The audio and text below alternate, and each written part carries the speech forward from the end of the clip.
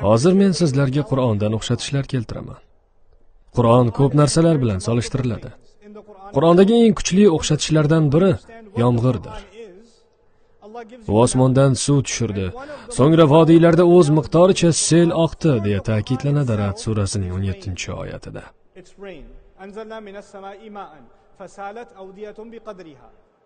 U osmonlardan suv tushirdi. Bu oddiy o'xshatish. Alloh Qur'onni ham xuddi osmondan suv tushirgandek tushirdi. Suv osmondan tushiriladi, yerni tiriltiradi, o'lik yerlarni. Xuddi shu kabi osmondan tushirilgan Qur'on ham o'lik qalblarni tiriltiradi. U yuraklarni hayotga qaytaradi. Qur'on nima bilan solishtirilyapti? Yomg'ir bilan, to'g'rimi? Keling, yomg'ir haqida biroz chuqurroq o'ylab ko'ramiz. Alloh uni qanday tasvirlayapti? Alloh yomg'ir va uning yerga o'tkazadigan ta'sirini tasvirlar ekan, Qur'on haqida hamda uning insonlar qalbiga ta'siri haqida ham so'zlamoqda. Yomg'irning xususiyatlaridan biri shuki, uning natijasida o'simliklar unadi, hayot paydo bo'ladi. Lekin faqat bir xil hayot turi paydo bo'lmaydi. Butun yer yuzi bo'ylab tushadigan suv, ya'ni yomg'ir bir xil. Biroq mevalar, daraxtlar, gullar, o't-o'lanlar, yerdan unib chiqadigan o'simliklar turlari butun yer yuzida har xil. Biz hatto bir xil ko'rinishga ega bo'lgan mevalarni olib qarasak ham, masalan, bu yerdagi apelsin va Janubi-sharqiy Osiyoda o'sadigan apelsinni olsak, ularning mevasi har xil ta'mga ega bo'ladi. Shunday emasmi? Ularni sug'oradigan suv o'sha ekanligiga qaramay, ular bir xil bo'lmaydi. Va xuddi shu kabi mevalar, sabzavotlar va boshqa turli hayotlar aslini olganda juda xilma-xildir. Buni anglash juda muhim. Chunki biz bilamizki, Qur'on ham yagona. U hamma joyda bir xil.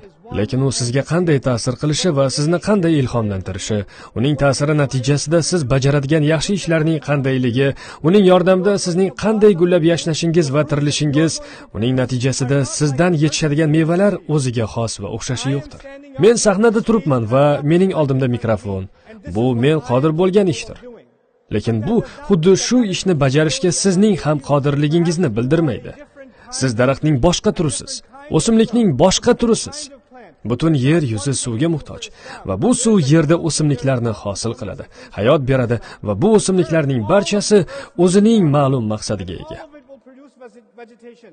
Bu haqda o'ylab ko'ring va xuddi shu tarzda sizlarning har biringiz o'ziga xos potensialga ega ekanligini tushunishga harakat qiling. Qur'ondagi o'xshatishlar haqida tafakkur qilib ko'rsangiz, siz tushunasizki, har bir o'simlik o'z ta'siriga ega.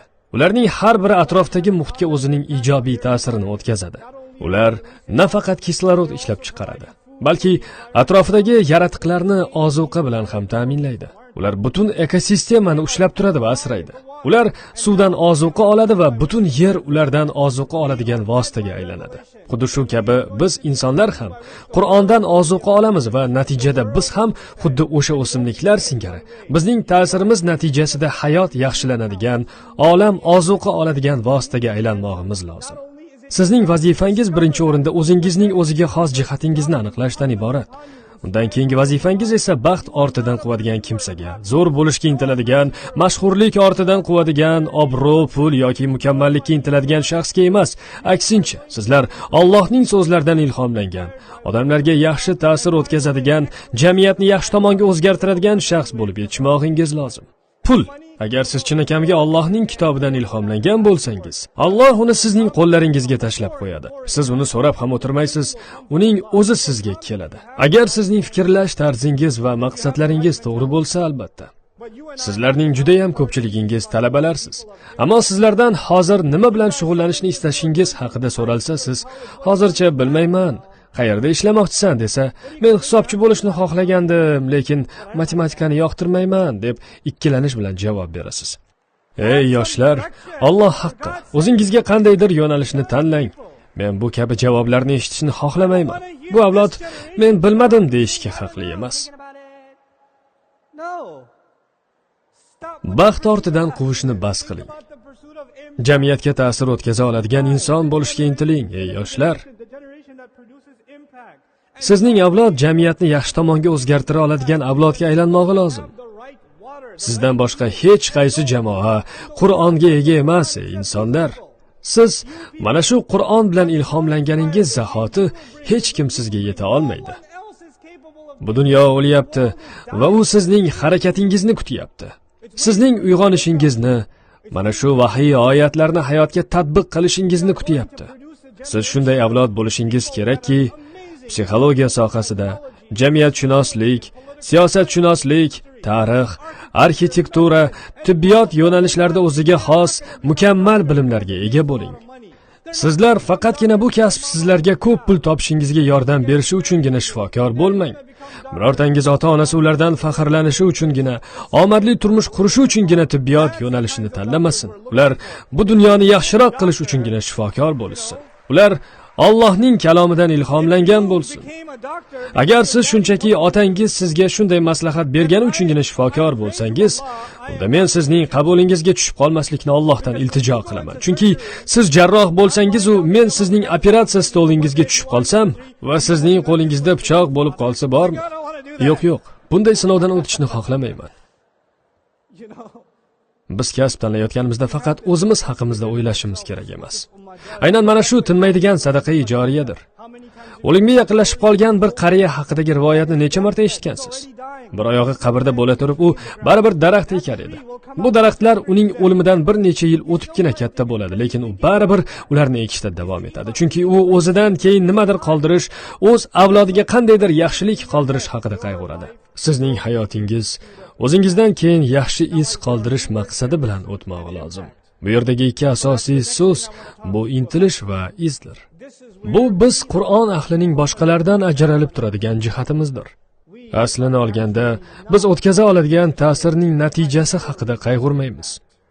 Bizni ta'sir o'tkaza olishga, jamiyatni o'zgartirishga intilishning o'zi qiziqtiradi. Siz shunga intilib yashashingiz kerak. Chunki bilamizki, natija Allohga bog'liq. Sizdan talab qilinadigan faqat harakatdir. Natija esa Allohdandir.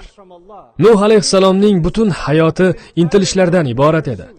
Siz uning qanday o'zgarishga erishganini, aslida qancha odam unga ergashganini bilishni xohlaysizmi? Agarda Nuh alayhissalomning har yilgi chaqiriqlari samaradorligini baholash jadvali bo'lganida edi, shkala chizig'i o'rniga biz bir necha asr davom etgan to'g'ri chiziqni ko'rgan bo'lar edik. Va oxirida ozgina tepaga bo'lgan sezilmas sakrash. Bu bitta odam iymon kalimasini aytgani uchun. Bu jadvalni ko'ribsiz, u dunyoni ozgina bo'lsa-da yaxshi tomonga o'zgartira olganga o'xshamaydi degan bo'lar edingiz. Biz biror natijani ko'rmayapmiz. Ehtimol urinishning keragi yo'qdir. Yo'q. Siz ta'sir o'tkazishga, uni boshlashga chaqirilgansiz, xolos. Chunki siz bilasizki, natija hech qachon sizga bog'liq bo'lmaydi. Siz o'z hayotingizni bag'ishlashingiz kerak bo'lgan narsa nima? Intilish, natijaga intilish. Va agar sizning intilishlaringiz samimiy, haqiqiy, Allohga bo'lgan chinakam muhabbat bilan to'lgan bo'lsa, Alloh sizga shunday natija beradiki, siz bu haqida orzu ham qilmagan bo'lasiz. Siz buni tasavvur ham qila olmaysiz. U sizning tasavvurlaringizdan ham yuqoridir. Sizga ikkitagina misol keltiraman. Birinchisi, Payg'ambar sollallohu alayhi va sallam ko'p yillar mobaynida Makkadagilarni da'vat qildilar, lekin natija aytarli emasdi. Shuning uchun u zot Toifga borishga qaror qildilar. Lekin u yerda ularga nisbatan yomon munosabat ko'rsatishdi. Makkadagiga nisbatan ham yomonroq munosabat. Ularni toshbo'ron qilib o'ldirib qo'yishlariga oz qoldi. Ularning oyoqlaridan qonlar oqib, kavushlari qonga to'ldi.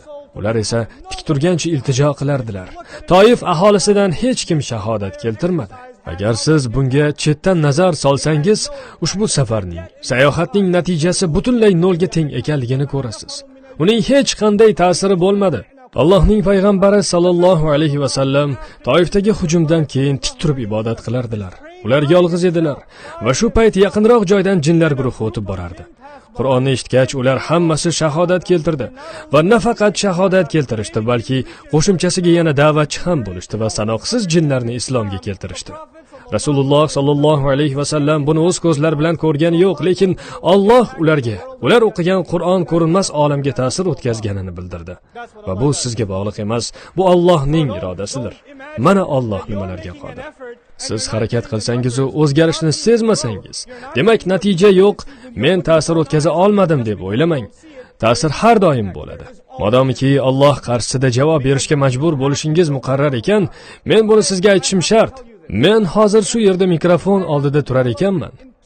Qarshimda hozir turib ketishga shay turgan birgina odam bo'lsa ham yoki aksincha, butun zal odamlar bilan to'la bo'lsa ham, ikkala holatda ham mening ilhomim, intilishim o'sha darajada qolmog'i shart. Chunki men bu yerga sizlar uchun kelmadim. Men bu yerga maqsadim intilishim borligi tufayli keldim. Bu fikrni men miyamga quyib olganman. Mening qat'iy niyatim shunday va barcha payg'ambarlarning qat'iy ixtiyorlari ham shunday bo'lgan. Bu ular alayhissalom o'zlaridan keyin qoldirgan merosdir. Ular qarshilaridagi to'siqlarni ko'rib umidsizlikka tushmagan. Ular olg'a harakat qilishardi. Chunki ularning intilishlari boshqargan va Alloh ularga yaxshi natijalar bergan.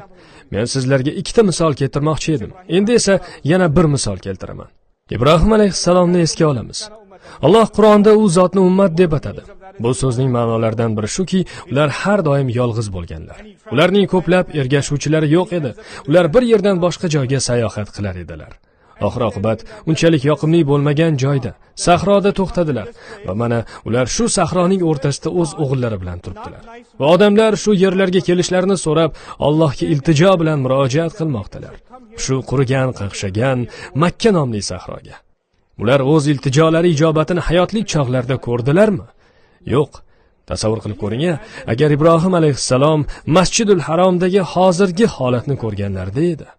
Bugun butun dunyo, yerning hech bir qit'asi yo'qki, iymon keltirmagan, Ka'ba tomonga talpinmagan inson topilmasa.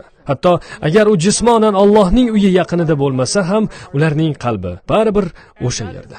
Bu to'g'ri intilishlarga ega va Allohga samimiy iltijo qila olgan inson qanday natijalarga o'z ta'sirini o'tkaza olishiga misol.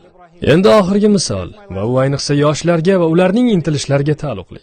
Men bu misolni ko'plab marotaba takrorlaganman, lekin menga baribir. Men uni qayta aytishdan charchamayman. Meni har safar nimadir yangi narsa aytishim kerakligi xavotirga solmaydi. Rasullar kelishganida ular bir narsani bir necha martalab takrorlashgan. Ular bugun qanday yangi gap aytsam ekan deb o'ylashmagan ham. Haqiqiy eslatish bu oldin aytib bo'lingan gaplardir. Takrorlayver. Agar bu takrorlashlar naf keltirsa, eslataver, chunki shu eslatishning o'zida foyda bor. Shuning uchun ham siz men buni oldin eshitib bo'lganman, men gap nima haqida ekanligini bilaman deyishingiz kerak emas. Yo'q. Bizning qalblarimiz qayta eslatishlarga muhtoj. Qalbimiz bizning tafakkurimizdan farq qiladi. Siz men kecha suv ichgandim, bugun ichmasam ham bo'laveradi demaysiz-ku. Shuning uchun ham Alloh Qur'onni yomg'ir bilan solishtirmoqda. Biz axir hech qachon o'tgan yil yomg'ir yog'ib bo'lgan, bu yil uning keragi yo'q deya olmaymiz-ku. Siz o'z hayotingizni asrash uchun ularga hamisha muhtojsiz. Men sizlarga g'or sohiblari haqidagi voqeadan bir misol keltiraman. Ushbu yosh yigitlarning hech qanday zaxirasi yo'q edi. Ularning ma'lumoti, xususan diniy ma'lumoti yo'q edi. Yonlarida payg'ambar ham bo'lmagan, hech narsasi yo'q edi va hozir ular juda yoqimsiz joydalar. G'or ichida. G'orni esa shinam maskan deya olmaymiz albatta. Ayniqsa u uzoq va yovvoyi hayvonlar, zaharli ilonlar va hasharotlar bilan to'lib yotgan joy bo'lsa. Biz bilamizki, Alloh ularni uxlatib qo'ydi. Alloh ushbu voqeani qanday tasvirlaganiga e'tibor qaratishingiz juda ham muhim. Alloh taolo shunchaki ular soyada edilar deb aytishi mumkin edi. Ular soyada uxlashardi. Bu nimani bildirishini hamma tushunadi. Hatto quyosh ko'tarilib, nurlari g'orga kirsa ham, ular shunday joylashishgan ediki, quyosh nurlari ularga tushmas edi. Biz eng yaxshi nutq qisqa va lo'nda nutq ekanini yaxshi bilamiz. Ular shunchaki soyada edilar. Lekin Alloh buni boshqacha tasvirladi. Quyosh chiqqan vaqtida ularning qahvining o'ng tomonidan moyil bo'lganini, botganda esa chap tomonidan qiyib o'tganini ko'rasan. Ular esa u g'orning keng joyidadirlar. Uzun gap, to'g'rimi? Alloh bizga batafsil tushuntirib bermoqda. Sizlar ko'rishingiz mumkinki, quyosh chiqayotib, ularni aylanib o'tib o'ng tomonga og'adi. Botganda esa go'yoki ulardan chaproqqa suriladi. Ular esa g'orning o'rtasida eng keng joyda yotar edilar. Nima sababdan Alloh bularni bizga shunday tasvirlab beryapti? Tabiiyki, quyosh nurlari ularga to'g'ridan-to'g'ri tushishi kerak edi. Shunchaki ular soyada edilar deyish o'rniga Alloh aytmoqdaki, quyosh o'z nurlarini ulardan burmoqda. Quyosh chiqaveradi, botaveradi. Ular esa soyadadirlar.